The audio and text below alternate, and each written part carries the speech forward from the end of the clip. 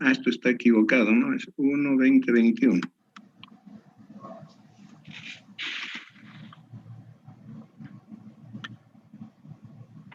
Bien, entonces en la clase de hoy vamos a hacer una descripción de lo que es una red de computadoras. Veremos algunos aspectos que hacen a la red y cómo podemos encarar nuestro estudio.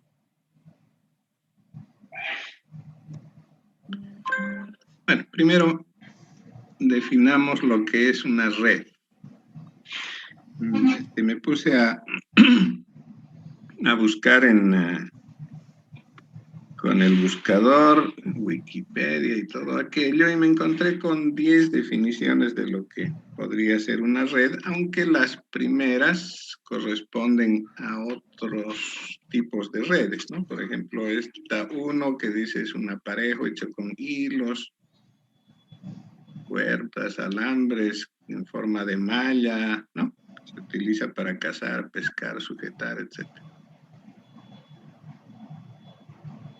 Eso nada que ver con nosotros, ¿no? Otras definiciones, las 5, las 7, que tampoco tienen que ver con nuestro estudio. Sin embargo, la 10 se adecua perfectamente. Está referido a términos de informática y dice, es el conjunto de computadoras o de equipos informáticos conectados de manera que pueden intercambiar información.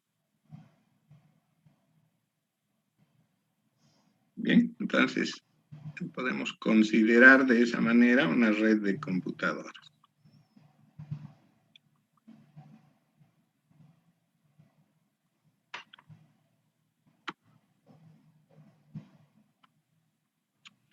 Entonces el tema aquí es que deben existir por lo menos 2 computadoras y lo que pretendemos entre ellas es establecer una conexión.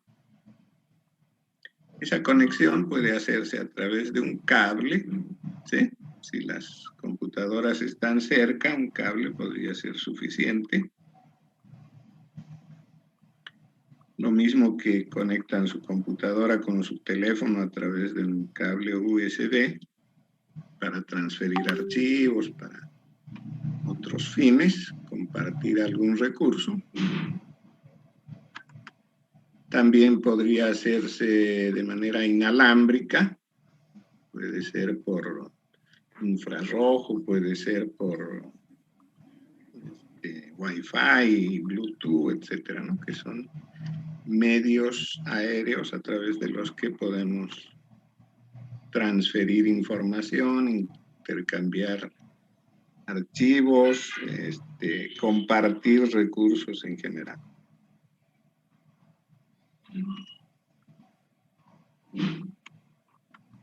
Entonces, esto aparentemente es sencillo cuando hablamos de conectar 2 dispositivos, un par de computadoras, pero ¿qué ocurre cuando son más de 2? El problema obviamente crece en tamaño. Un esquema que es muy común encontrar en una red es el que aparece en la figura. Este esquema, a ver si tengo un lápiz por aquí, tiene varios computadores, algunos serán computadores PC para usuario, pueden ser de escritorio, pueden ser, no hay ninguna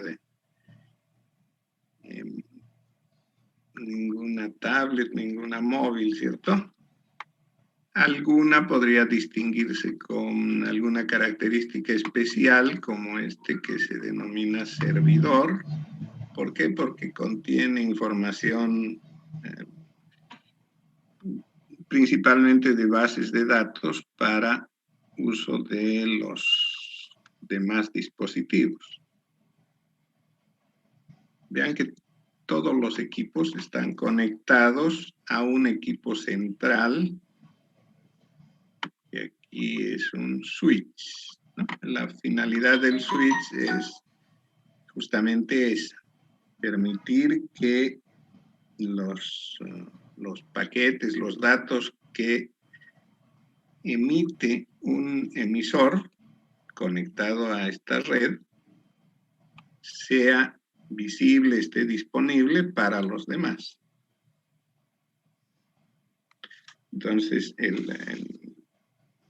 arreglo está configurado de manera que cada dispositivo conectado a la red se identifique de alguna manera. La identificación más común es lo que se conoce como una dirección. Entonces, cada dispositivo conectado a la red tiene su propia dirección que es única en la red. No podrían haber dos equipos con la misma dirección. Entonces, cuando un dispositivo quiere enviar un archivo al dispositivo, llamémoslo a este A, y él quiere enviar un archivo a este otro que se llama B,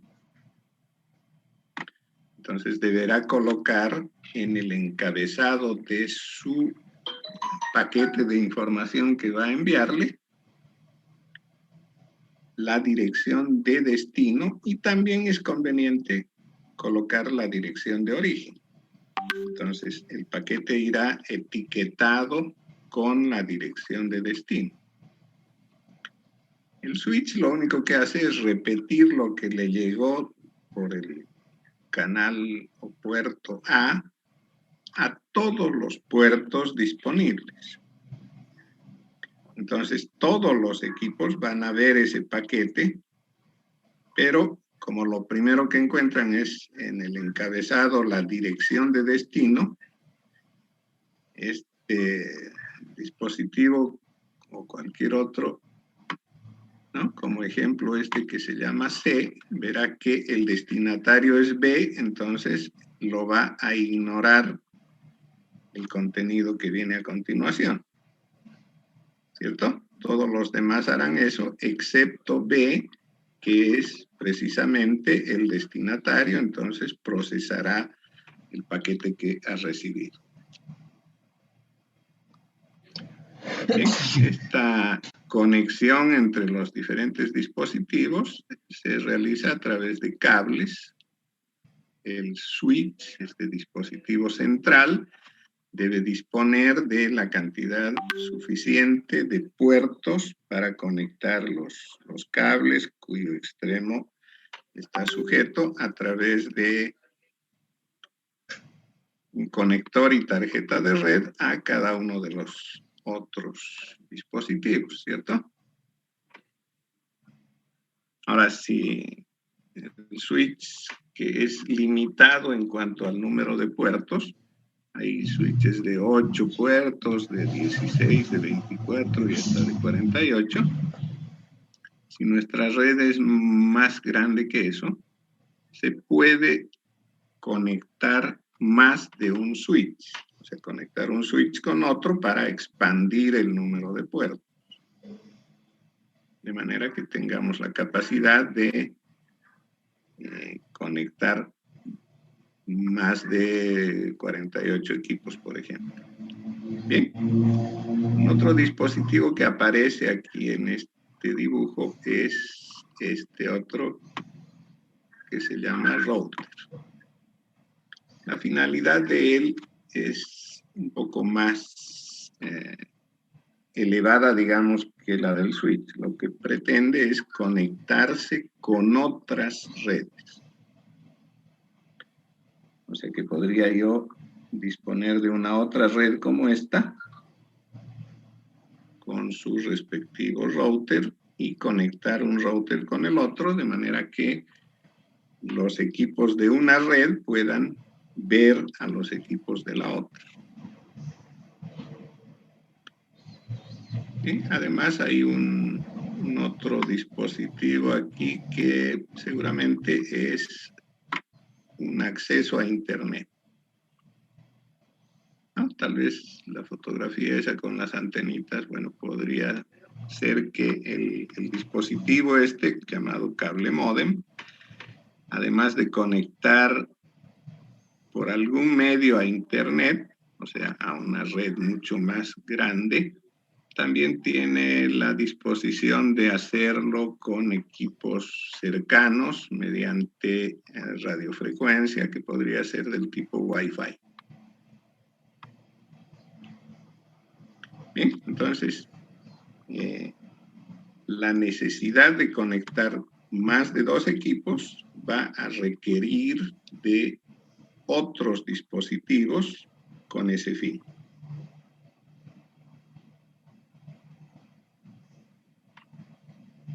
Y obviamente mayor complicación, ¿sí? Se hace mucho más complejo el sistema cuantos más equipos tengamos que conectar por la necesidad de tener que incluir estos dispositivos adicionales. Ventajas tenemos varias, ¿no? Imagínense que esta red pertenece a un consorcio, a una empresa, en la que los empleados que disponen de conexión a la red y un computador ocupan funciones diferentes, ¿no? Habrá una sección de contaduría donde se maneja todo lo que es contabilidad de la empresa. Posiblemente, si la empresa se ocupa de ventas, habrá un grupo de vendedores, ¿no? El sector comercial de la empresa. De pronto hay un sector de producción, de diseño, los ejecutivos, ¿no? Gerentes y todo aquello. Entonces, el interés que pueda tener cada uno de esos grupos podría no ser el mismo que de los demás, aunque todos trabajan para un solo fin.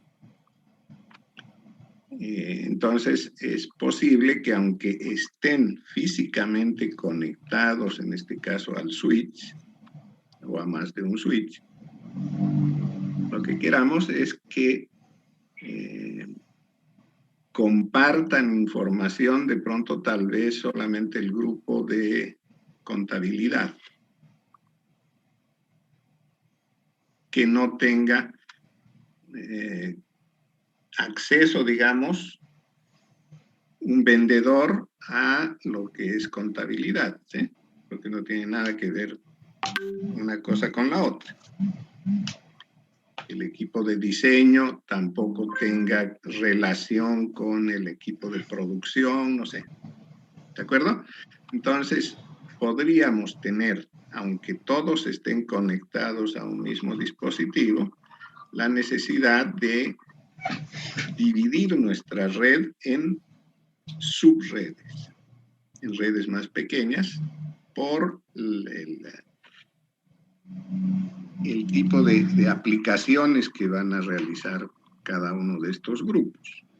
Entonces se puede constituir lo que se llaman redes virtuales, ¿no? Que aunque todos pertenecen a una sola red, se formen subredes virtuales, de modo que un elemento, un dispositivo que pertenece a una subred de estas, no tenga acceso a las otras subredes y viceversa. Bien, entonces a esto se denominan redes virtuales, comúnmente se las conoce como VLAN, ¿no? LAN viene de red de área local, todo está en inglés, y V de virtual. Entonces estas redes virtuales son redes que aunque físicamente están conectados los equipos, de manera virtual, o sea, de manera lógica, no lo están. Porque no pueden compartir archivos, documentos, etc.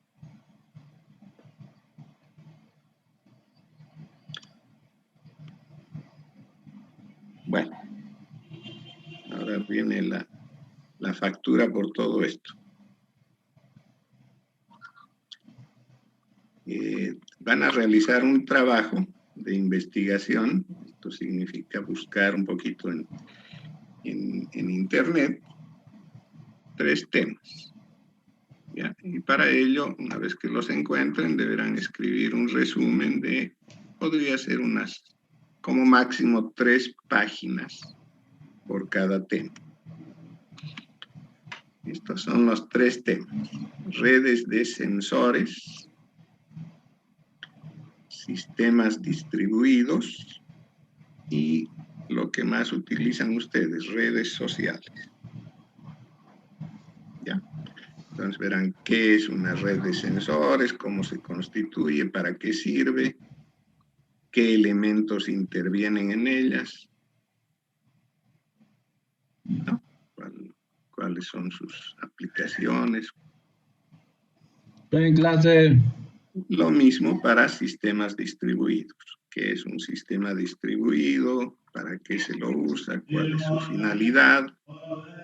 ¿Quiénes son los actores en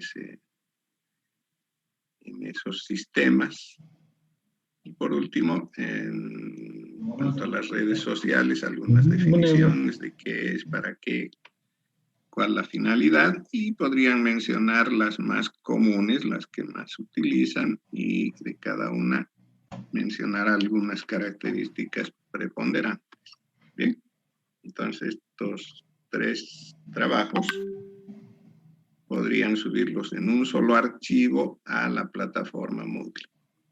Ya, voy a disponer de un espacio para que lo hagan. Entonces, con esto completaremos un poquito nuestra primera unidad. Bueno, ahora la pregunta es, ¿para qué se utilizan o para qué sirven las redes? ¿Alguien puede darme alguna idea de para qué se crean, se configuran y se utilizan las redes? Redes de computadoras, ¿no?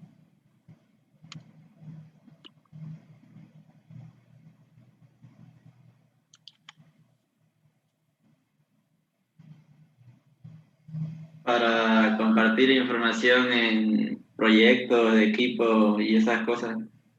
Ya. Compartir información, ¿ok?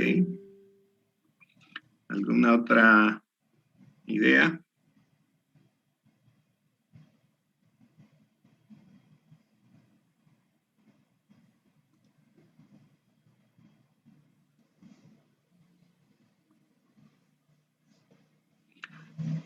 En empresas pequeñas, sobre todo por un tema de economía, de repente en una sala donde hay 10 computadoras,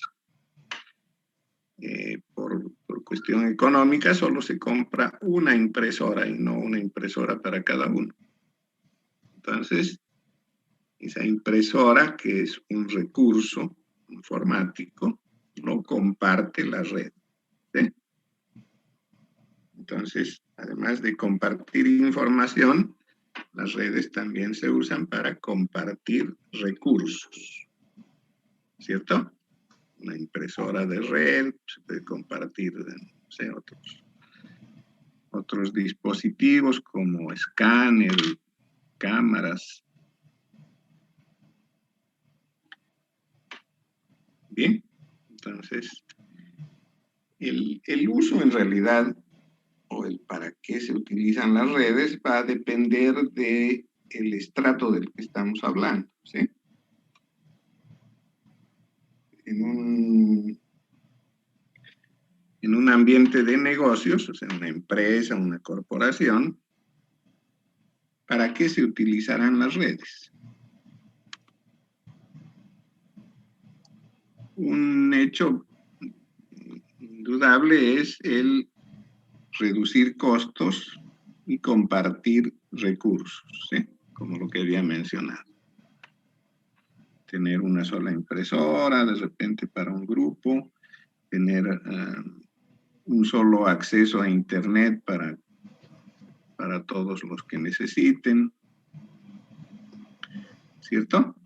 Y de pronto tal vez lo más importante en una red de una empresa, en una red de negocios, es compartir información, ¿sí? De manera que esté unificada la información. Y esto nos lleva a un esquema clásico que es el denominado cliente-servidor. ¿Cómo se constituye esto? Nuestra red conecta dispositivos a los que denominamos usuarios. Habrá usuario 1, usuario 2. Estoy escribiendo con el mouse y eso a veces hace que las letras salgan feas. Usuario N, ¿cierto? Estos usuarios son los que se denominan clientes de la red. Y del otro lado está el servidor de la red, que puede ser uno o más. ¿Ya? Podrían haber más de un servidor.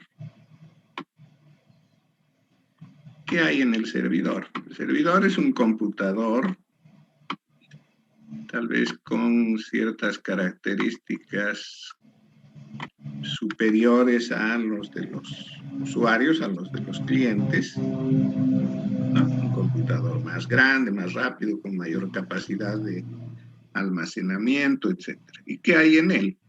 En él, básicamente, lo principal es que hay bases de datos, una o más bases de datos. Hablaba, por ejemplo, de una corporación donde hay gente que trabaja con contabilidad, entonces su base de datos estará referida a compras, salidas, insumos, costos de financiamiento, qué sé yo, todo lo que tiene que ver con contabilidad. Habrá de pronto otra base de datos que concentre existencias en almacén. ¿Cuánto hay de cada cosa? Otra que de repente maneja importaciones, exportaciones, etcétera, ¿no? En la parte de recursos humanos estará la nómina de los empleados, el sueldo, descuentos, impuestos, qué sé yo, todo aquello que tiene que ver con planilla de sueldo. Bien, entonces esas bases de datos están disponibles para los clientes. Entonces la relación que está estableciendo la red es una relación entre un cliente y el servidor de base de datos, de archivos, de programa. Bien. Entonces, este esquema cliente-servidor es un esquema muy clásico en lo que se refiere a negocios, ¿no? O sea, redes de corporaciones, de empresas. Entonces, el cliente, si bien está ejecutando sus propios procesos en su dispositivo, en su computador,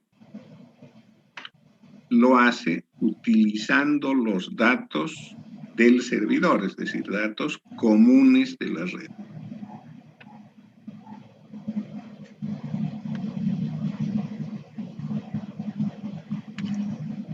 En cuanto a las redes domésticas, ¿no? Doméstica me refiero a la red que tenemos en casa. ¿Para qué la utilizamos? Un computador que tenemos en casa, si está en red, es porque está conectado a Internet, de hecho. Aunque podría yo tener mi propia red sin necesidad de conectarme a Internet porque quiero, tal vez la casa es muy grande, tengo un computador en la planta baja, otro en la planta alta, no tengo que estar gritando, sino por el computador puedo pasar lo que necesite pasar, ¿no? Fotografías, archivos, pedidas de auxilio, etc. Bien, entonces, de hecho, el tema más importante en las redes domésticas está referido al acceso a Internet. Pero también las redes se las utiliza para comunicación, ¿sí? Un computador en la actualidad puede servirnos para transmitir, recibir voz, imágenes en movimiento, ¿cierto? Video, archivos, texto. Entonces, el uso que se les da a las redes en términos de hogar es acceso a Internet, comunicación, entretenimiento, ¿sí? Porque en la red podemos encontrar películas, juegos, etc.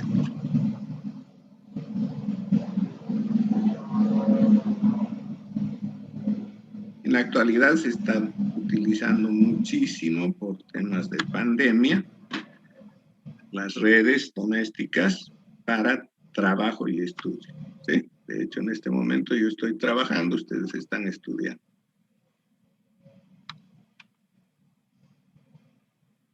Y otro aspecto ya que tiene que ver con un poco el exterior es la publicidad, ¿no? A través de las redes nos llega publicidad de todo tipo. Queriendo o sin querer, recibimos información de nuevos productos, de ofertas, de descuentos, etcétera. ¿Cierto? Entonces, ese es básicamente el uso que se les da a las redes domésticas en la actualidad. ¿Alguien tiene alguna otra cosita que se me haya escapado?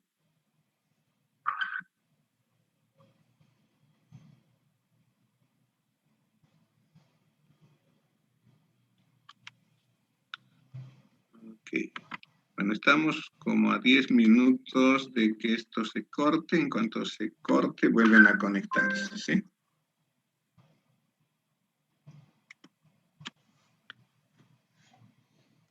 Otro uso por la particularidad que tiene es el de las redes móviles.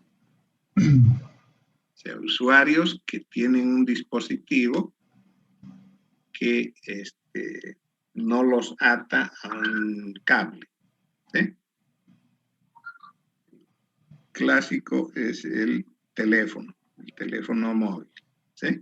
Con el teléfono, que es una computadora en sí, yo puedo estar conectado a una red sin necesidad de estar sujeto a un sitio en particular. Puedo moverme sin perder la comunicación y con ello tengo todas las facilidades de una red doméstica, es decir, acceso a Internet, comunicación, entretenimiento, puedo trabajar y estudiar, recibo publicidad, algunas cositas adicionales como ubicación, ¿cierto? El GPS es un sistema de posicionamiento global que me dice dónde estoy en este momento, ¿no? Me da las coordenadas geográficas, latitud, longitud del punto aproximado de donde estoy.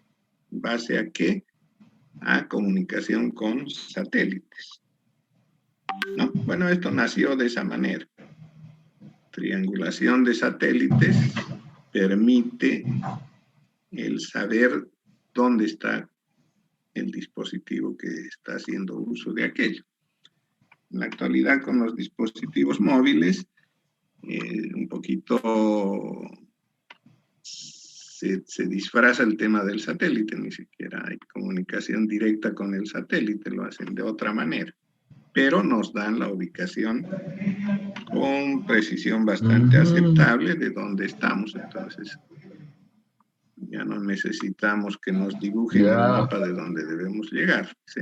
Simplemente nos dan la ubicación y el sistema GPS nos guía. Y un otro aspecto que también ha crecido muchísimo con el tema de pandemia es el comercio. ¿No? Uno ya no necesita ir al banco para realizar algunas actividades como transferir dinero de una cuenta a otra, solicitar un crédito,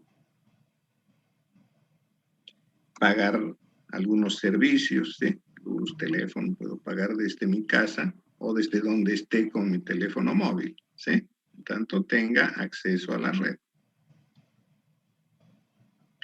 Bien, entonces estas actividades son las que podríamos mencionar como usos de las redes móviles.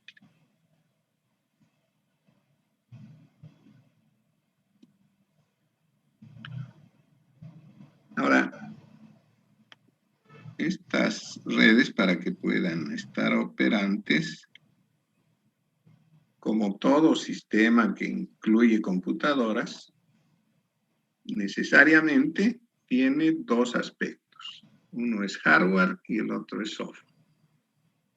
¿Cierto? En su estudio de arquitectura de computadoras seguramente han visto que el computador se lo puede describir desde esos dos puntos de vista. El hardware es todo aquello que se ve del computador, en nuestro caso todo lo que se ve de la red, los dispositivos, las tarjetas de conexión, los cables, los, qué sé yo, los conectores, todo el soporte de la red, ¿cierto?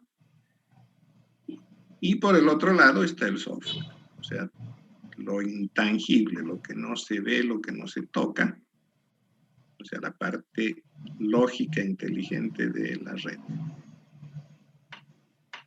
Los programas que se ejecutan en los diferentes dispositivos conectados en red. Bien, nos dedicaremos por el momento al hardware de la red. Desde el punto de vista de la conectividad, hay dos formas de ver. Una se denomina difusión, o sea, conectividad por difusión, y la otra conectividad punto a punto. Desde luego, punto a punto no es más que la participación de un emisor y un receptor conectados de alguna manera. Puede ser un simple cable, podría ser ese cable de cobre, es decir, transmitir pulsos eléctricos, o un cable de fibra óptica que transmite pulsos de luz. Podría no haber ningún cable y hacerse de manera inalámbrica. Si hay cable, podría no ser directamente la conexión de un equipo con otro, sino que en medio de ello intervengan otros cables, otros conectores, otros equipos, ¿cierto? Como lo que habíamos visto en un dibujo anterior, donde había un switch, había un router, no sé qué otras cosas más, ¿cierto? Entonces, todo ello podría disponerse para que se establezca la conexión de un equipo con otro, punto a punto, de un origen a un destino. Del otro lado está la posibilidad de una conexión por difusión, que en inglés se denomina broadcast. ¿Qué quiere decir difusión? Quiere decir que los equipos están conectados o forman parte de un medio común.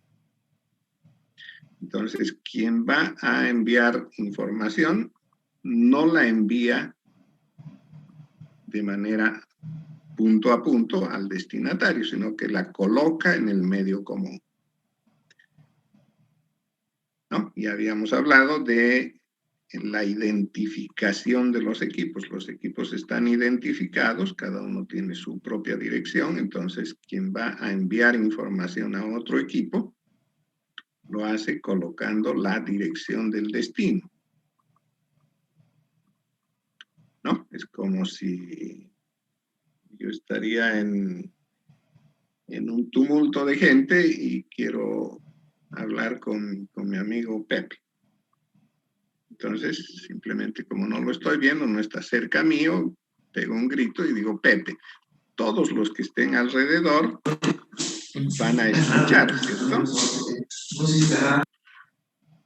Todos van a escuchar que dije Pepe, pero lo ignorarán y el único que va a atender es precisamente mi amigo Pepe.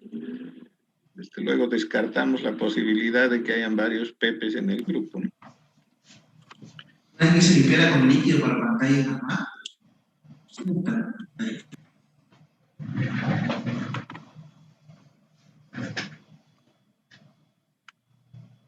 Bien. Tengan un poquito de cuidado con el micrófono, ¿ya? Si quieren participar de alguna manera, de emitir alguna opinión, alguna pregunta, activen su micrófono, de lo contrario, manténganlo cerrado. Bueno, tenemos menos de un minuto, así que voy a cortar esto y volvemos de inmediato.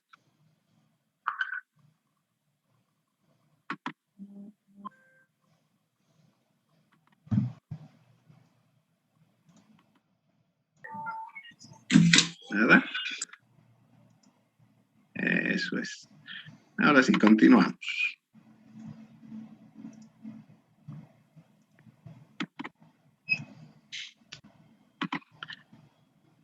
No es aquí.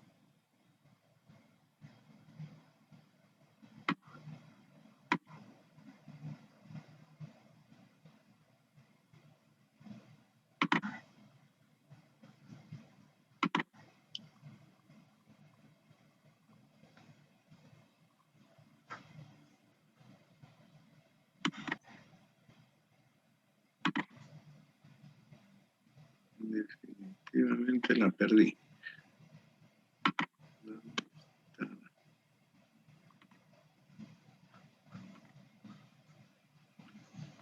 Así. Aquí estábamos. Les hablábamos del hardware de la red, decía que la conectividad la podemos realizar punto a punto y habíamos mencionado la posibilidad de que no solamente sea un cable que conecte el origen y el destino, sino que en medio podrían haber otros dispositivos, otros cables, ¿no? Imagínense que quiero conectar punto a punto con un equipo que está en Japón. Desde aquí hasta Japón no voy a tirar un cable, ¿cierto? Me saldría carísimo. Entonces, ¿qué hago? Lo hago a través de otros medios. Me conecto a otro dispositivo, ¿no? Puede ser un switch, enseguida un router, pasará mi señal de repente de manera inalámbrica, de una antena hasta un satélite, del satélite a otra antena, etc.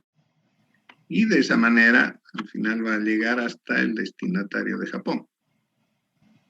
¿Sí? Todo lo que yo ponga una vez que se ha establecido la conexión punto a punto, todo lo que yo coloque va a llegar hasta el destino. En tanto que la conexión a través de medio de difusión está establecida con el uso de un medio común, como podría ser un switch, por ejemplo, en la red que habíamos visto. ¿No? Todos los dispositivos conectados al switch, cuando yo envío información para el destino B, todos ven esa información, pero la ignoran excepto el dispositivo B por coincidir la dirección con la suya, entonces recibe y procesa la información. Esta difusión así planteada se denomina broadcast, pero podría hacerse selectiva, es decir, que podríamos formar grupos, ¿no? Había mencionado el caso de las redes virtuales, las VLAN. Entonces yo podría formar grupos y hacer que esta difusión no llegue a todos, sino solamente a los que pertenecen a un determinado grupo. O sea, hacer difusión, por ejemplo, con los equipos de contabilidad de la empresa. ¿Cierto? Entonces no le llega la información al de ventas, ni al de producción, ni al de ejecutivo. Entonces a eso se llama multicast. ¿Ya? Un broadcast es para todos, un multicast es selectivo para determinado grupo. Desde ese punto de vista, la conexión punto a punto podría denominarse unicast, ¿no? Porque es para un único cliente, para un único usuario. ¿Cierto? Entonces, está punto a punto también se puede denominar unicast.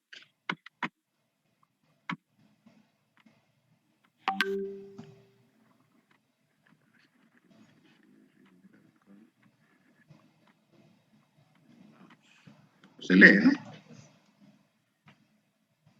Tanto que broadcast es para todos y multicast es para un grupo seleccionado.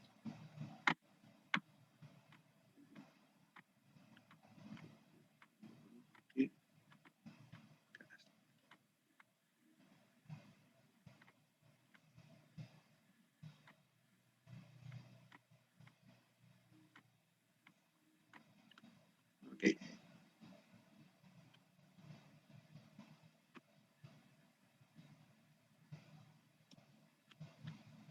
Y ahora, el tema de la disposición de los equipos geográficamente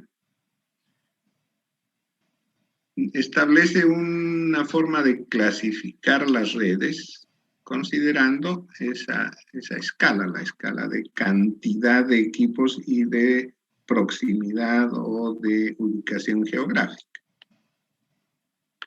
Entonces, empezamos por lo más pequeñito. Están las redes denominadas personales, ¿no? Ese PAN viene de Personal Area Network, o sea, red de área personal. Entonces, estas redes, como dice ahí, tienen una distancia aproximada máxima de 1 metro.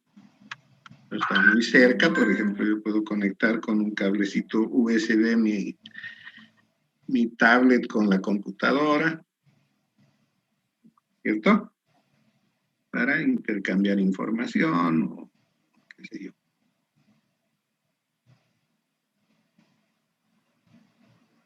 Un punto más arriba están las denominadas redes LAN. LAN viene de Local Area Network, o sea, red de área local. Está referida a redes que están ocupando una sala, todo un edificio o un campo. Más o menos la distancia media, digamos, del diámetro del área ocupada puede estar entre 10 metros y 1 kilómetro.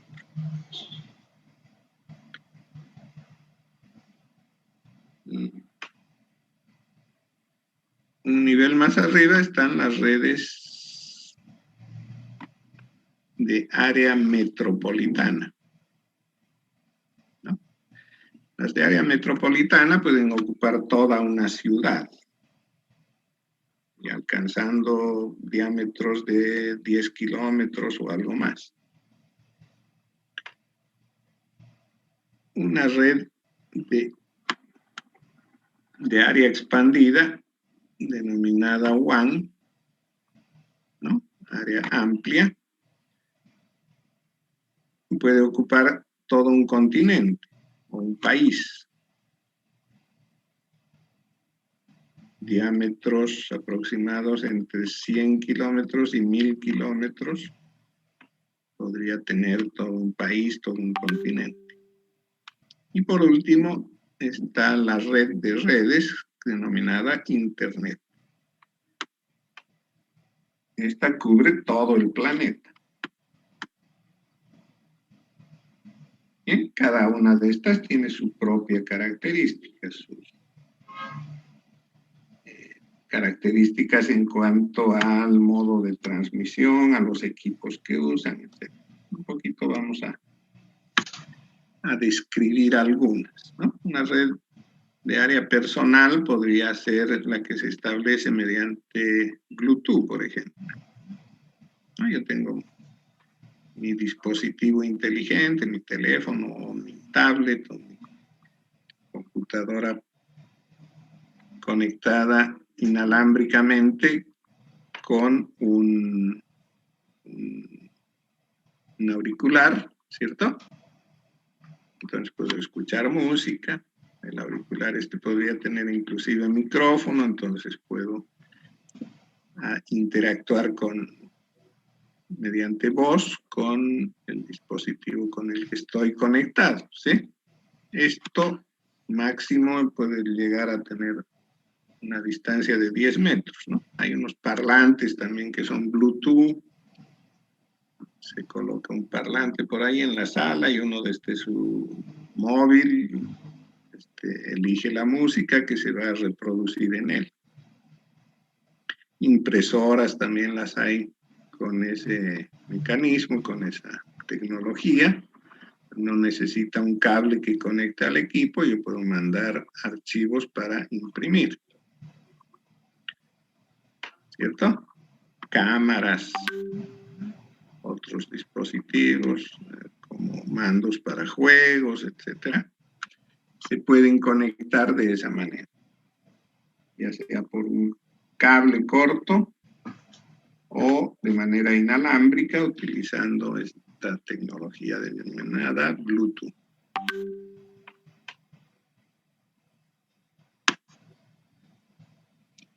Más o menos entre una tecnología de Bluetooth y otra, hay ciertas diferencias en cuanto al número de equipos simultáneos que pueden pertenecer a esta red. Las primeras versiones de Bluetooth permitían hasta 4 equipos, en la actualidad creo que alcanzan hasta 8. ¿No? O sea, 8 equipos simultáneamente conectados en red cercana, digamos, unos 10 metros como mucho, pueden compartir recursos, información. Bien, entonces es una red PAN.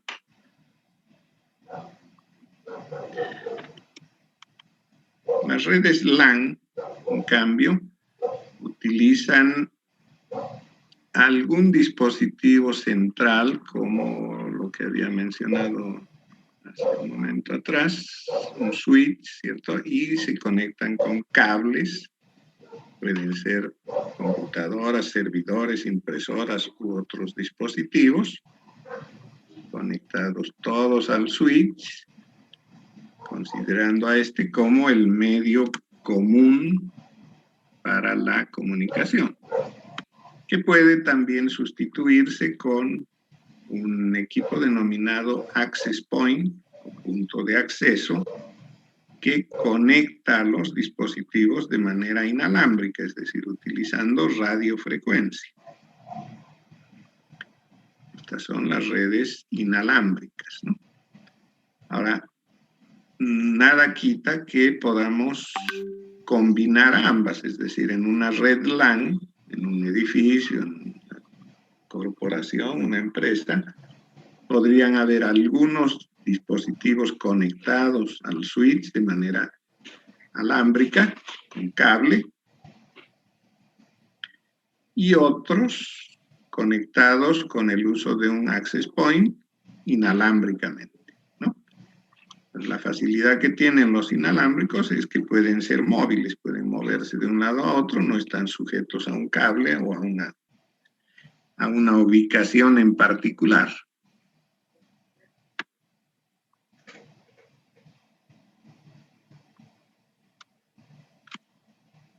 Bien, una red de área metropolitana ya es algo más complejo. Lo que podemos entender es que tenemos varios edificios, podría ser esta una corporación que tiene sucursales, un banco, por ejemplo. Entonces, en cada sucursal, que ocupa tal vez todo un edificio, hay una red LAN, ¿cierto?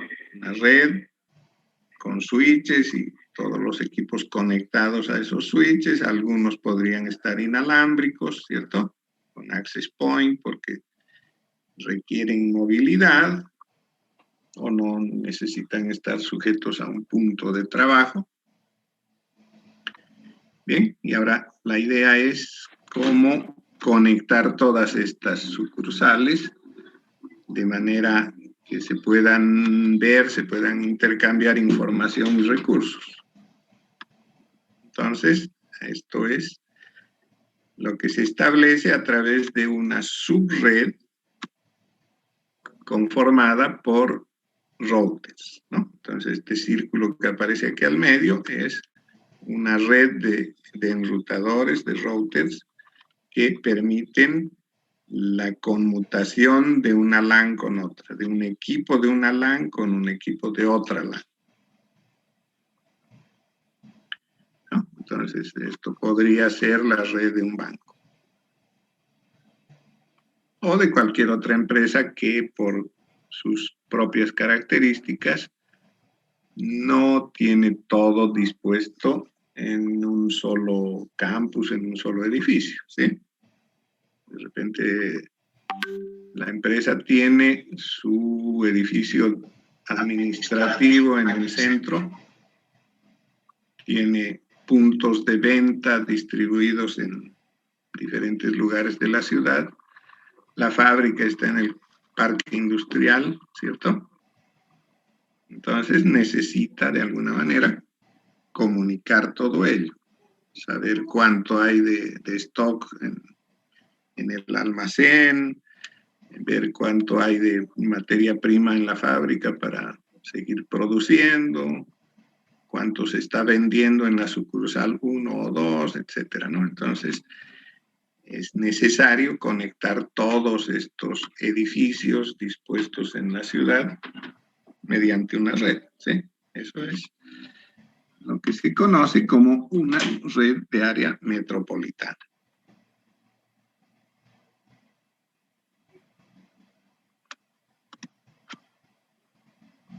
Una red de área amplia, en cambio, ya no se sujeta a dispositivos propios de la empresa, ¿sí? Lo que había mencionado hace un momento como una red de área metropolitana, esa subred de enrutadores son de propiedad de la empresa, del banco, de la corporación de la que estamos hablando. Una red de área amplia podría más bien utilizar lo que se conoce como una nube, ¿no? El servicio que le proporciona una empresa que brinda esa facilidad de conexión. Entonces, no importa dónde están sus redes LAN, estas se conectan a un enrutador y el proveedor del servicio lleva esto a la red, a la nube esta, y puede, a través de la configuración correspondiente, incorporar otras LANs distantes, ¿no? Sin importar dónde están en el mundo.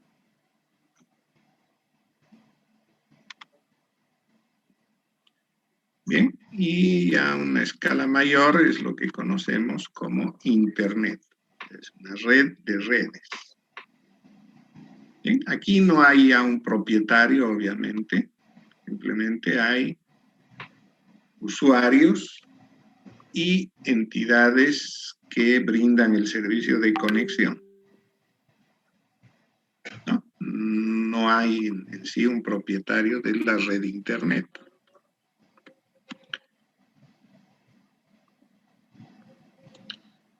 ¿Qué conseguimos con esta conexión a nivel mundial?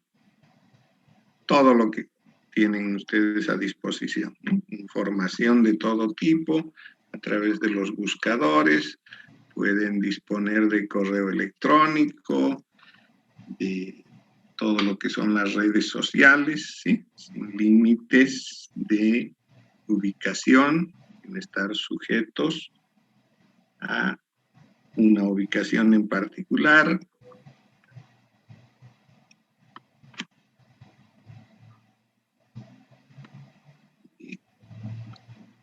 Vamos ahora a tocar el tema del software de la red. Bueno, el software de la red básicamente podríamos verlo como las aplicaciones de usuarios, ¿sí? Las aplicaciones de usuarios son las que un poquito acabo de mencionar, ¿no? Correo electrónico, buscadores,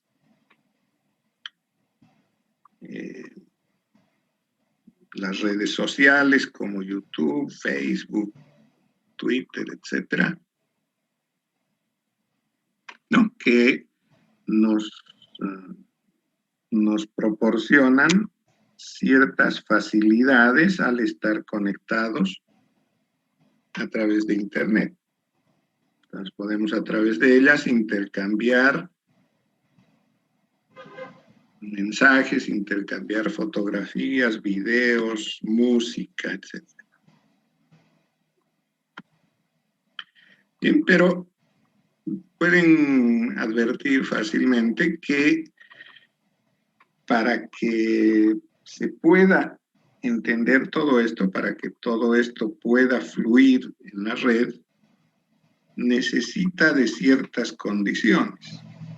El software, de hecho, corre sobre sistemas operativos, ¿sí?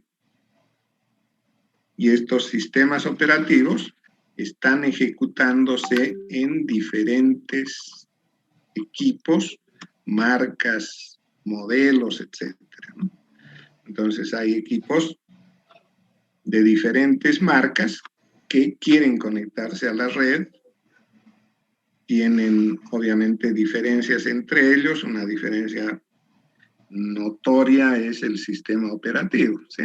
No es lo mismo comunicar un equipo que utilice software de Windows con uno de Apple o Android, etcétera, ¿no? Entonces, además del tema de las aplicaciones que son programas, debemos considerar el hecho de la existencia de equipos de diferentes marcas y fabricantes y el sistema operativo que corre en cada uno de ellos. Entonces, el intentar enfrentar esto, seguramente en un principio se establecieron redes exclusivas de uno u otro fabricante, de uno u otro sistema operativo, ¿sí? Pero al final, la necesidad que impone el usuario los ha llevado a estandarizar todo. O sea, el que quiere entrar a la red tiene que cumplir ciertos estándares. Si yo quiero vender equipos, mis equipos tienen que estar ligados a ciertos estándares. Porque si no los cumplen, no voy a poder vender. La gente quiere conectarse a la red, sin importar la marca, el modelo, el sistema operativo, ¿no? Entonces, esta exigencia del usuario ha llevado a que se tenga que promover una gran cantidad de estándares para que se pueda verificar esta conexión de equipos y sostener la red. Esta estandarización se tuvo que hacer a nivel de organismos mundiales. Entonces se reunieron tanto fabricantes de equipos, de software y de sistemas operativos, también los fabricantes seguramente de dispositivos de red, para establecer esos estándares, ¿no? Formular normas a través de las que se pueda uno conectar si las cumple. No cumple todas las normas establecidas en el estándar, podrá conectarse. Bien. Estas normas se juntaron todas en un estándar que lo estableció un organismo mundial denominado ISO, ¿no? Es una organización mundial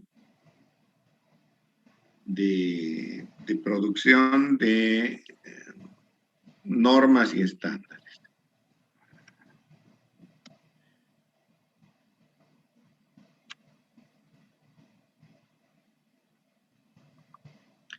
Entonces, en 1984 propuso el modelo conocido como OSI, que viene de Open System Interconnect. O sea, sistemas de interconexión abiertos. O sea, no están ligados a marcas, modelos, sistemas operativos, ni programas. Es totalmente abierto. Quien puede cumplir con estas normas tendrá la posibilidad de conectarse a la red. ¿Bien? El modelo se lo formuló a través de un conjunto de capas y protocolos. ¿Cómo funciona esto? Aquí en el dibujo se puede apreciar 5 capas, ¿no? Denominadas capa 1 hasta capa 5. A la izquierda está el emisor o host 1 y a la derecha el host 2. Bien, en cada host, entre una capa y otra, hay lo que se denomina una interfaz. Entonces, de esa manera está la interfaz entre las capas 1 y 2. A ver si encuentro mi puntero, lo perdí por ahí.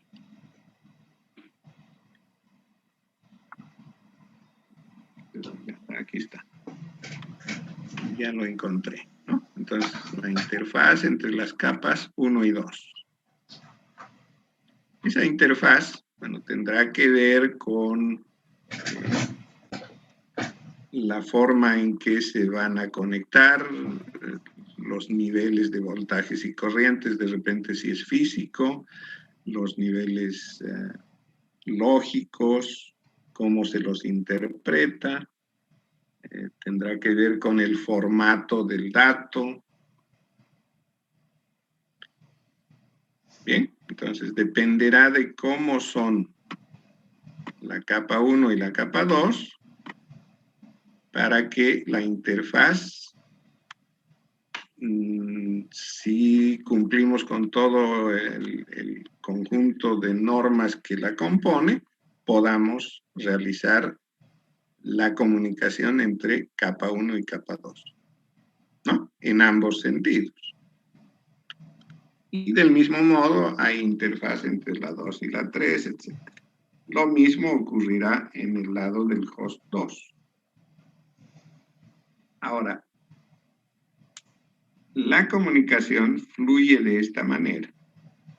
Si el host 1 quiere enviar un dato, una información paquete al host 2, podríamos pensar que este se lo entrega a la capa 5. Bueno, en 10 minutos se va a cortar, así que vamos avanzando. Entonces el paquete que contiene datos se lo entrego a la capa 5. ¿No? Un proceso dentro del host 1 hace que el paquete llegue a capa 5. A través de su interfaz con la capa 4 se lo pasa. Posiblemente no lo va a pasar tal como lo recibió, sino que le va a hacer alguna modificación, alguna adecuación, le añadirá, por ejemplo, lo que mencionaba en algún momento, dirección de destino y de origen, alguna otra información, etc. En algunos casos, el pasar un paquete de una capa a otra podría significar fraccionar el paquete, dividirlo en pequeñas fracciones, ¿no? Ya vamos a ver más adelante por qué se hace eso, por qué se lo fracciona, por qué se lo divide, ¿ya? Pero no siempre se pasa el paquete completo de una capa a otra. Suele ocurrir aquello de que se lo fracciona en parte. Entonces, obviamente, habrá toda una logística, todo un mecanismo para hacer este fraccionamiento y permitir que después se rearme el paquete en el destino, ¿sí? Entonces, habrá que numerar de repente las porciones, indicando cuántas son, etcétera, ¿no? Ya pueden imaginarse que toda esa información debe añadirse a las fracciones del paquete. Bien, entonces cada interfaz realiza cierta actividad para pasar a la siguiente. Una vez que el paquete o fracciones de él llegan hasta la parte inferior donde está el medio físico, y otra vez perdí mi punterito. Aquí está. Entonces llega al medio físico, que ese podría ser un cable, podría ser fibra óptica, cobre, podría ser una antena de transmisión y una de recepción en el aire, etc. Entonces llega a la capa 1 del receptor. Va a realizar, de acuerdo con su interfaz, la comunicación, la transmisión hacia la capa 2, seguramente habrán llegado fracciones, adecuará estas para la capa 2 en algún lugar donde en la capa 1, en el host 1 se ha producido el fraccionamiento. A ese mismo nivel se va a rearmar el paquete, ¿no? Se verá cuál es el orden de las fracciones y se lo recompondrá para hacer el paquete completo. Al mismo tiempo de rearmar el paquete y readecuarlo, se le va quitando la información que la capa del host 1 le ha añadido. Entonces le va quitando ese tipo de información que ya no se necesita y va pasando de una capa a otra utilizando su interfaz hasta llegar a la capa superior, donde ya se tendrá rearmado, compuesto el paquete para que lo pueda utilizar el proceso de recepción en el host 2. Bien, ahora todo este proceso que se inició en el host 1 y pasó a través de sus diferentes capas hasta llegar al medio físico y subir de la capa 1 a la 5 del host 2, lo podemos ver como intercambio de información entre capas. Y eso se lo conoce como protocolo. O sea, existe un protocolo en la capa 1 que nos permite relacionar la capa 1 del host 1 con la del 2. Habrá otro protocolo en capa 2, etc. Bien, o sea, de manera que las diferentes capas, sin ver el resto, ven como si se estuvieran comunicando entre ellas. O sea, la capa 3 del host 1, a través de su protocolo de capa, ve como si se estuviese comunicando con la capa 3 del host 2. Y cada una de ellas lo mismo. Bien, entonces ese es el modelo que se planteó en este organismo mundial. Un modelo de capas y protocolos. El modelo planteado lo podríamos un poquito ver con este ejemplo, en el cual, bueno, lo que ocurre es esto. En la ubicación A, que quiere comunicarse con la ubicación B, hay un filósofo, ¿ya?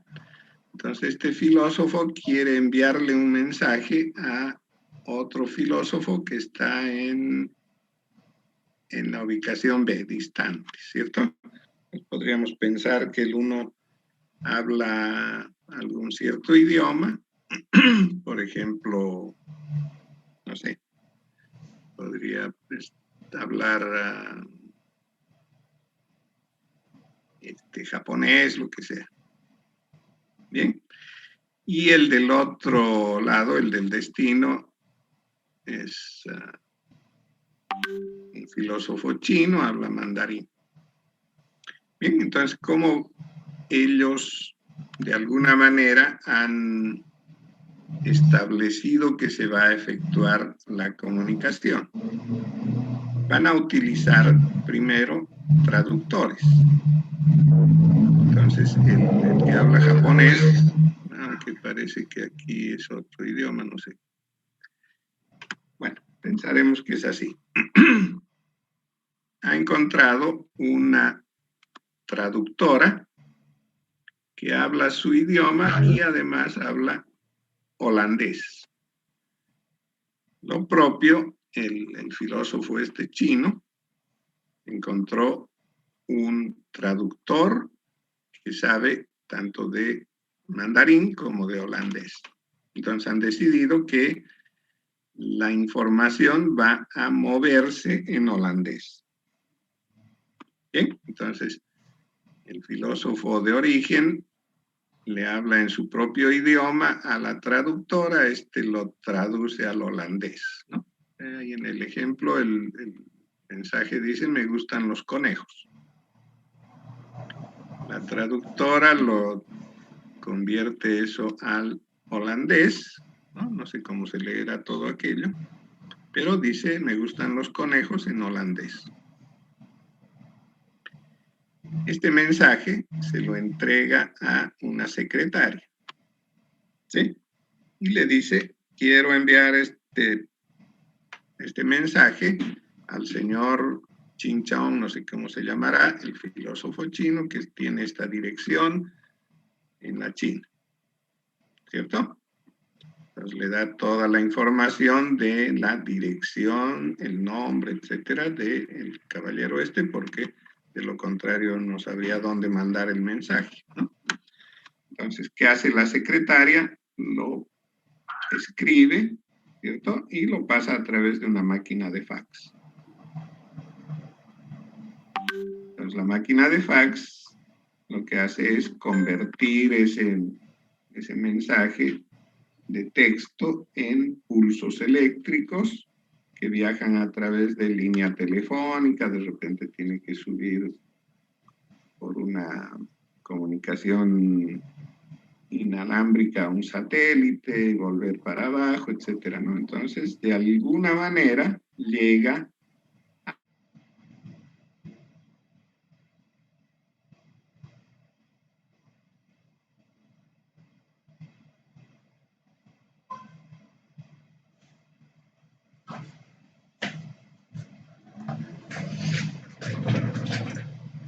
estábamos en que el filósofo de no sé qué idioma tradujo el mensaje o se lo pasó a la traductora, ella lo convirtió en mensaje escrito en holandés, se lo pasó a la secretaria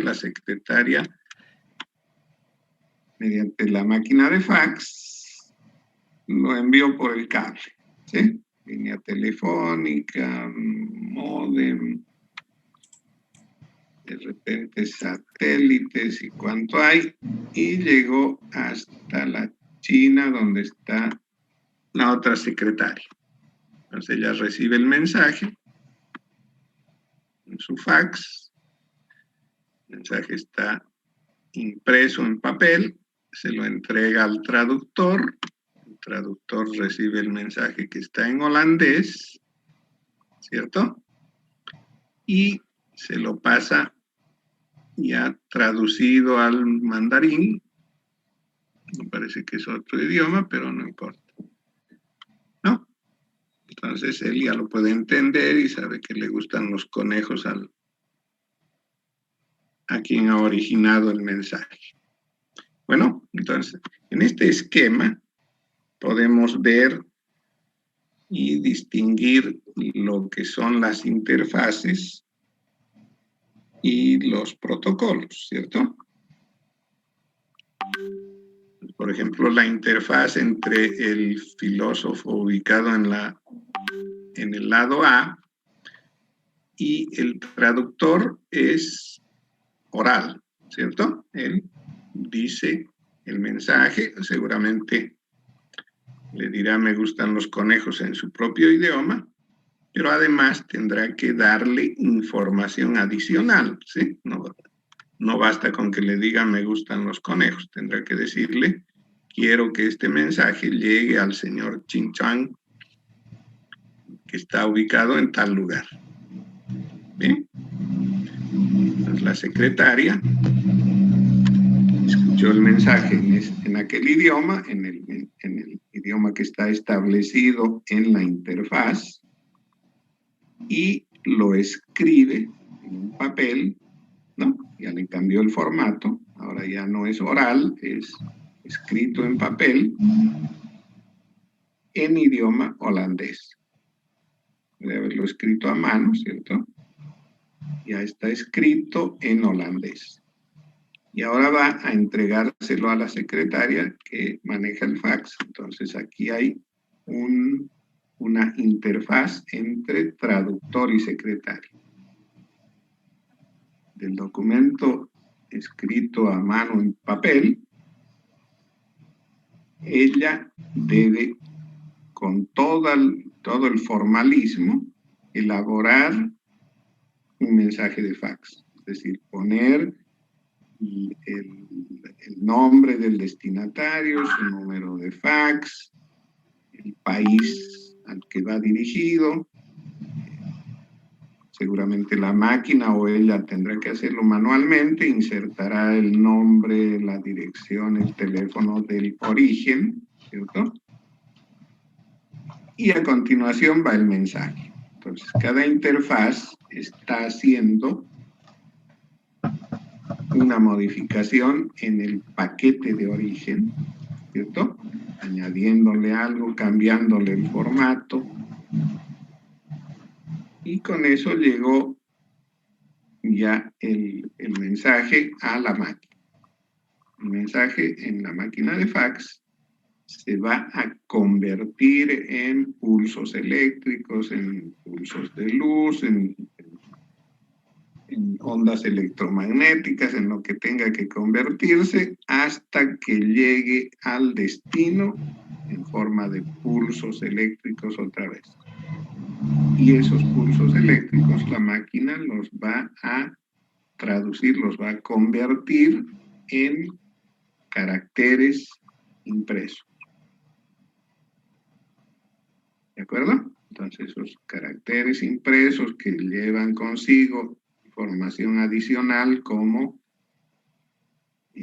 nombre, dirección, teléfono del origen, nombre, dirección, teléfono del destino y otro tipo de información, ¿no? Hora de salida, de llegada, no sé qué cosas más le añade el fax. La secretaria lo va a leer y va simplemente a escribir de pronto el mensaje en papel con lápiz en el idioma que llegó, ¿cierto? En holandés. Y se lo entrega al traductor. El traductor agarra lo que está en holandés en el papel, va donde el filósofo esté y se lo traduce, ¿cierto? De manera oral, le dirá, este es el mensaje que ha llegado de su amigo del otro lado, del lado A.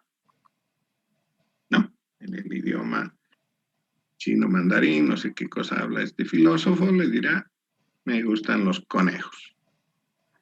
¿De acuerdo? Entonces, esa es la relación entre las diferentes interfaces. Ahora, en ellas podemos descubrir lo que hacen los protocolos, ¿sí? Encuentro mi puntero, creo que ya no.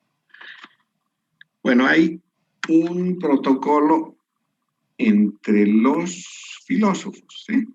Entre los filósofos, el protocolo es mensaje oral, ¿cierto? En un caso, bueno, está en un idioma, en el otro en otro idioma, pero que en el cerebro se va a entender como lo que dice. Me gustan los conejos. La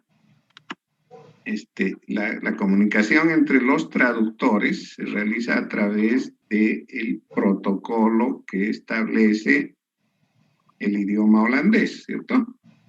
Caracteres, fonética, composición, etcétera, que hace que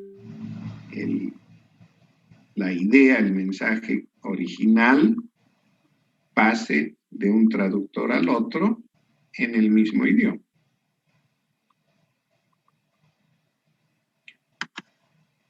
A nivel ya de las secretarias, el protocolo es el que establecen las máquinas de fax, todo lo que necesita una máquina de fax para comunicarse con otra máquina de fax, es decir, dirección de origen, de destino, nombre, hora de salida, hora de llegada, etc. ¿Sí?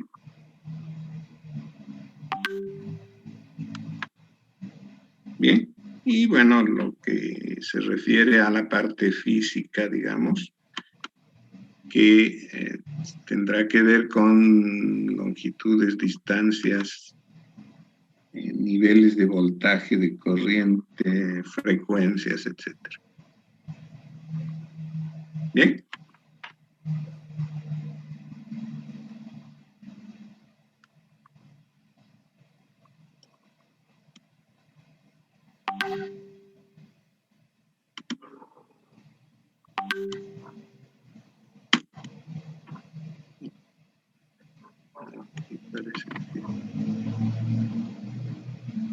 Bueno, parece que ahí se terminó. Ah, bueno.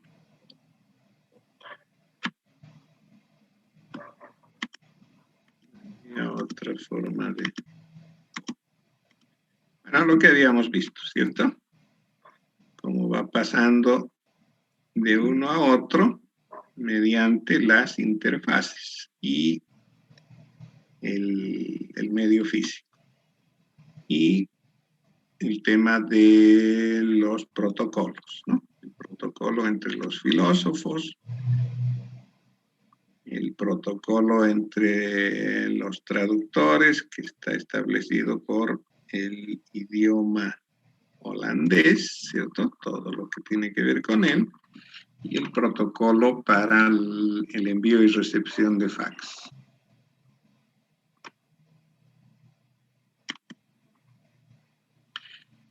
Bueno, yo quería plantearles un trabajo más.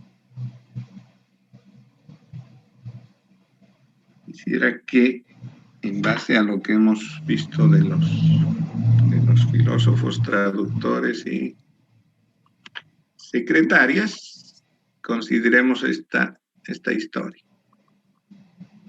La tía Chichi, que vive en San José, ¿no? San José de Chiquitos, por aquí cerca, habla guaraní. Su hija, que se llama Mosita, habla guaraní y también español. ¿Ya?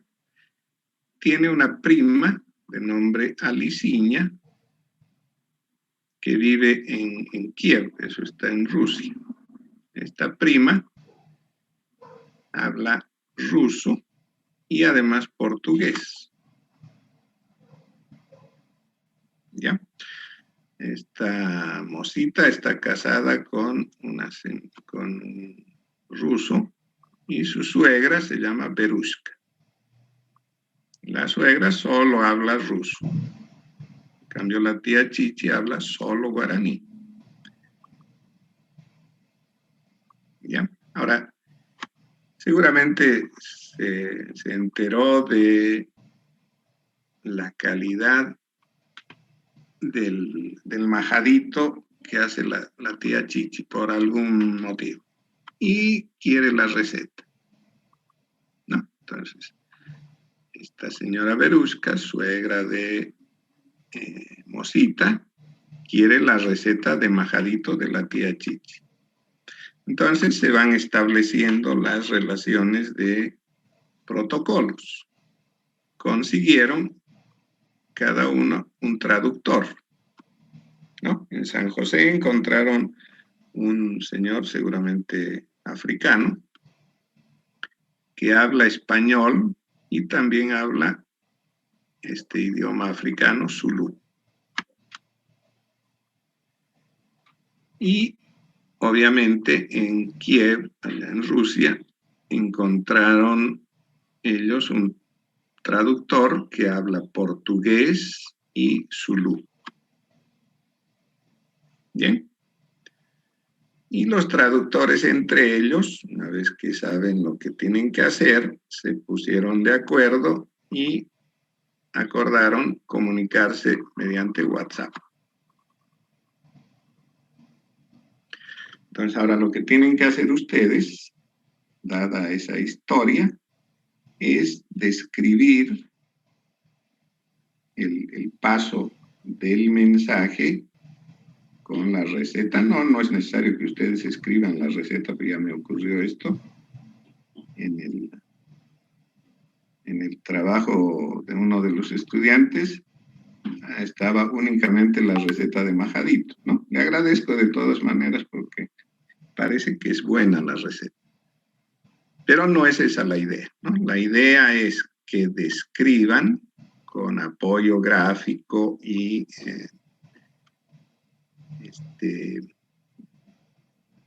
el modelo que hemos planteado en términos de capas, interfaces y protocolos, todo el proceso que hace a la transferencia de la receta de San José de parte de la tía Chichi hasta que le llegue a la señora Berushka en Kiev.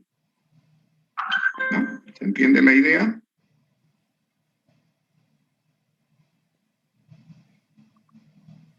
Sí, ingeniero.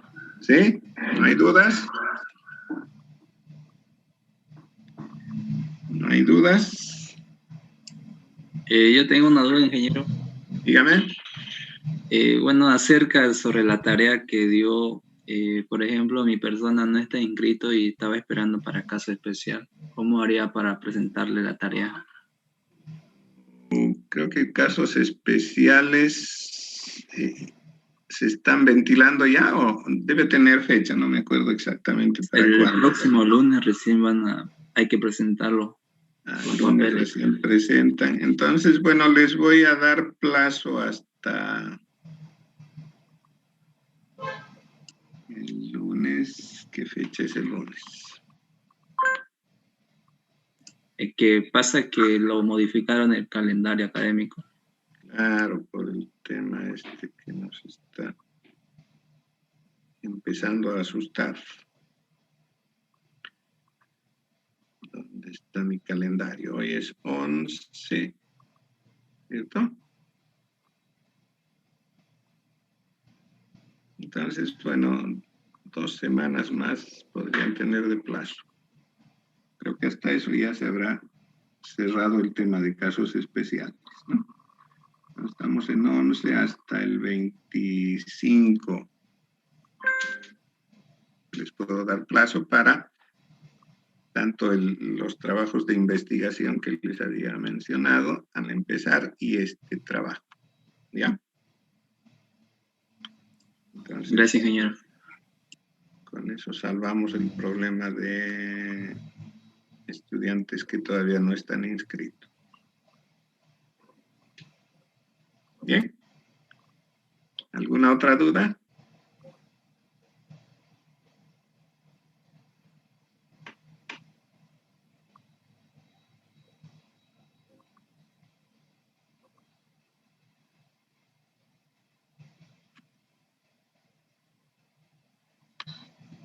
Bueno, entonces, como no hay más dudas,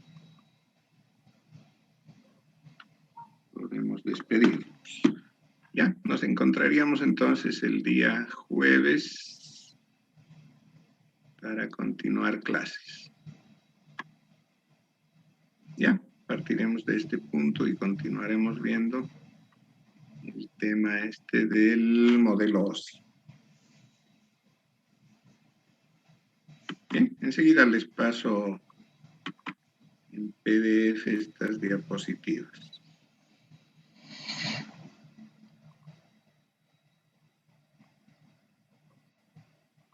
Bien, entonces hasta el jueves, se cuidan, no cuesta mucho andar con mascarilla, lavarse las manos, echarse alcoholcito, ¿cierto? Está bien peligroso el tema, así que no queda más que cuidarse. Si ustedes se cuidan, están cuidando a los demás también. Bueno, nos vemos el jueves.